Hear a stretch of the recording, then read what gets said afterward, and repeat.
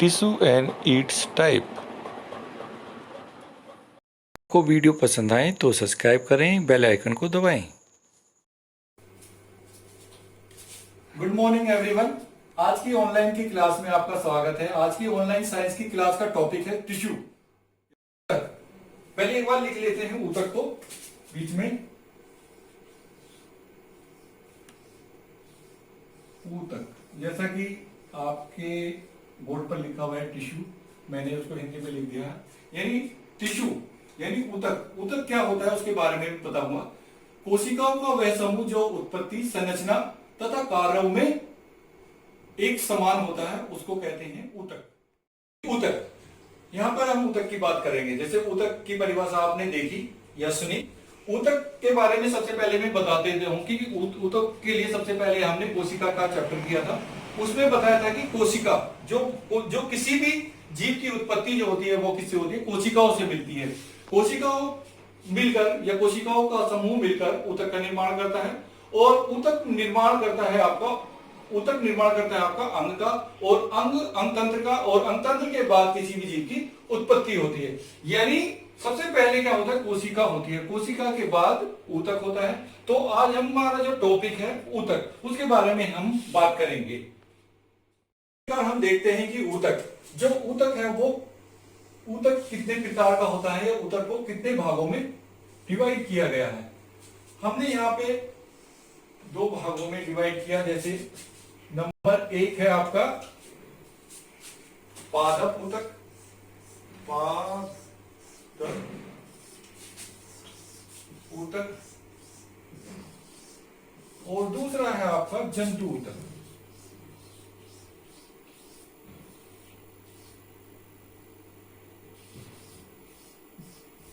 यानी animals tissue और पादप टिश्यू, प्लांट टिश्यू। अब जान लेते हैं कि पादप ऊतक होता क्या है। पौधों में कोशिका निर्माण निश्चित स्थानों पर होता है।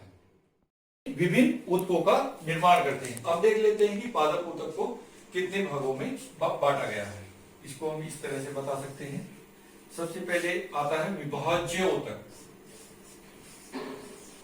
विभाज्य ऊतक, इसको बोलते हैं मेरिस्टेमिक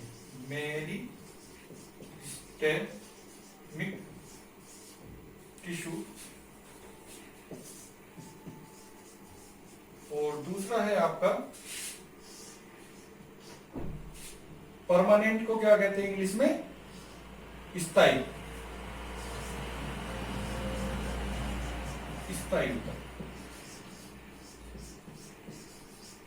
यानी स्वीट्स में लिख देते हैं परमानेंट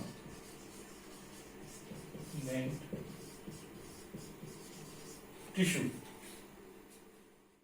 प्रकार की कोशिका यानी विभाज्य ऊतक होता क्या है उसके बारे में। इस प्रकार की कोशिका में विभाजन होता है और विभाजन होता है।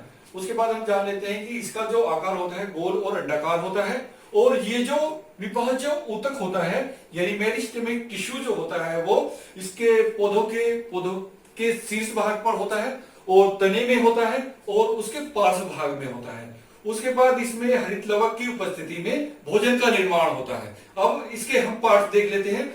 ये पार्ट देख लेते हैं इस प्रकार से। पहले पार्ट पे आता है आपका एपिकल मेरिस्टेम। दूसरा पार्ट आता है इसका इंटरकैलरी।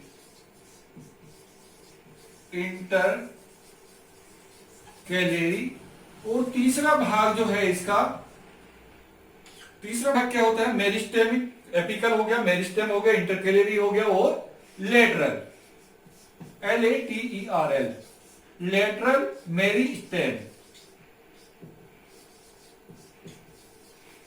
इसमें नहीं लिखा, इसको भी लिख देते हैं। इसको भी जान लेते हैं और इसके डायग्राम के द्वारा हम इसका विस्तृत अध्ययन भी करते हैं। देखते हैं हम इसके डायग्राम की। जैसे कि आप डायग्राम में देख रहे होंगे, सबसे पहले इसमें जो ऊपर की भाग होता है इसको कहते हैं एपिकल। जैसे कि हमने बताया यानी जो तब मेरिस्टेम की पहला पार्ट जो होता है एपिकल होता है, APICAL apical meristem. Apical meristem. फिर दूसरा आपका आता है, दूसरा पार्ट क्या है, इंटरकैलरी, इंटरकैलरी मेरिस्टेम। और तीसरा पार्ट जो होता है ये होता है इसका आपका लेटरल।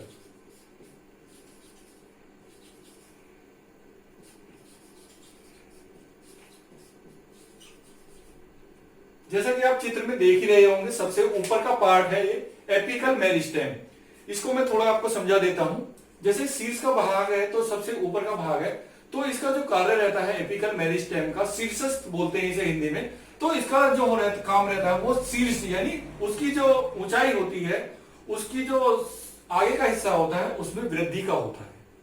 यानी ये कुछ जो पेड़ होता है या जो भी पार्ट होता है उसमें सबसे आगे के भाग में वृद्धि का रोल अदा करता है। उसके बाद दूसरा देखते हैं इंटरकैलरी मेरिस्टेम। ये पत्तियों की संधियों तथा उसकी मोटाई में वृद्धि करता है। तीसरा आता है लेटरल। लेटरल यानी ये सबसे नीचे होता है और इसमें ये इसकी जड़ों में वृद्धि करता है। इस प्रकार से हमने इसके बारे में जाना। अब जान लेते हैं स्थायी ऊतक क्या होता है। जब वर्धी ऊतक के निर्माण की क्षमता समाप्त हो जाती है तो उसको कहते हैं स्थायी ऊतक। अब इसके कार्य देख लेते हैं। इसका कार्य जो होता है भोजन निर्माण, भोजन संचय तथा आंतरिक सहायता में होता है। अब देख लेते हैं इसके पार्ट, यानी कितने भागों में इसको डिवाइड किया गया है। सबसे पहले इसको मैं इरेज कर देता हूं। उसके बाद मैं देख लेता हूं इसके पार्ट्स, यानी परमानेंट टिश्यू के पार्ट कितने होते हैं। दो पार्ट होते हैं इसके भी। पहला होता है आपका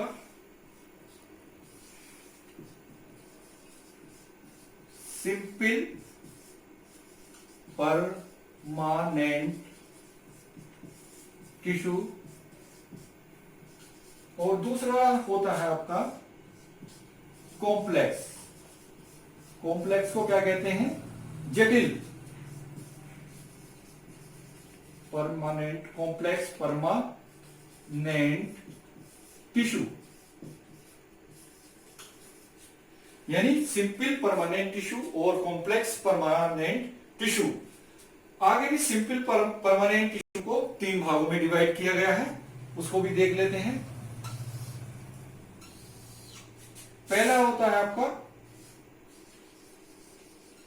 कोलन कायमा, दूसरा होता है स्केलन कायमा,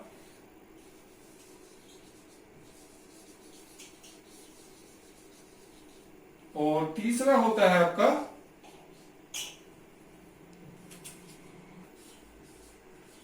पेरेन्काइमा या चाइमा, पेरेन्काइमा। उसके बाद कॉम्प्लेक्स या जटिल परमानेंट टिश्यू को भी देख लेते हैं।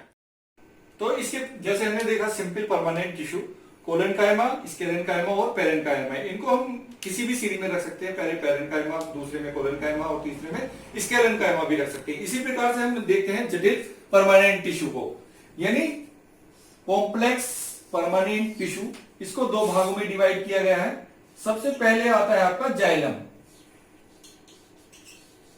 जाइलम, और दूसरा आता है आपका फिलोएम।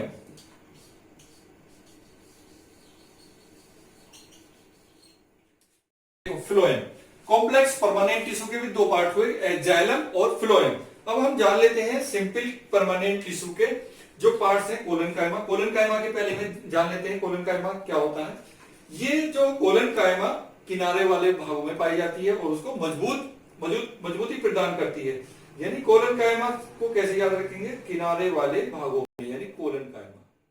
अब दूसरा जान लेते हैं पेरेन्काइमा। पेरेन्काइमा क्या होता है, ये मोटे व मुलायम भागों में पाया जाता है और इसका जो काम होता है भोजन का संग्रहण करना होता है।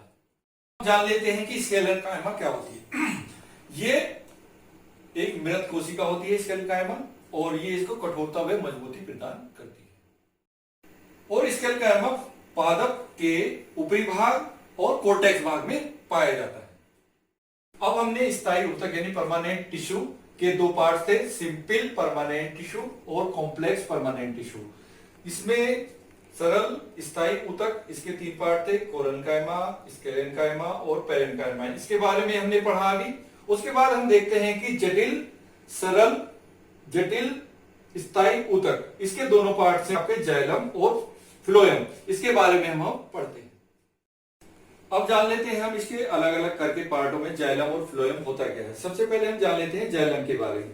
ये मोटा व नली के आकार का होता है। जाइलम जो होता है मोटा और नली के आकार का होता है, यानी ये पौधों के जड़ में पाया जाता है। यानी जड़ में पाया जाता है का मतलब जैसे हम लिखते हैं जाइलम, जाइलम, जाइलम, तो जाइलम का मतलब होता है जय फॉर जाइलम और जय फॉर जड़।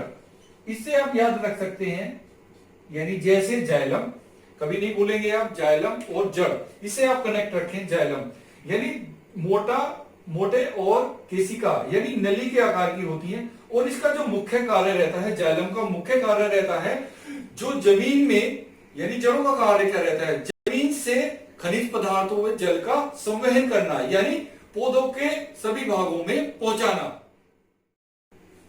अब जान लेते हैं फ्लोएम के बारे में। फ्लोएम यानी फ्लोएम का क्या कार्य रहता है और कहां पाया जाता है। ये पौधों की पत्तियों में पाया जाता है और इसका जो मुख्य कार्य रहता है, जो भोजन का निर्माण होता है, वो भोजन के सभी पार्टों में, जो भोजन तैयार होता है पत्तियों में, उसको पौधे के सभी भागों में पहुंचाना रहता है। यानी फ्लोएम का जो कार्य रहता है वो भोज्य पदार्थों को पौधों के सभी भाग या विभिन्न भागों में पहुंचाना होता है। और ये एक जीवित संवहनी ऊतक है। तो ऊतक के बारे में अगली वीडियो में आपको बताएंगे। उसके बाद अगर वीडियो आपको पसंद आए तो लाइक और सब्सक्राइब करें, और इस वीडियो में अगर कोई गलती नजर आए तो उसको कमेंट्स द्वारा बताएं। Thanks for watching and have a good day.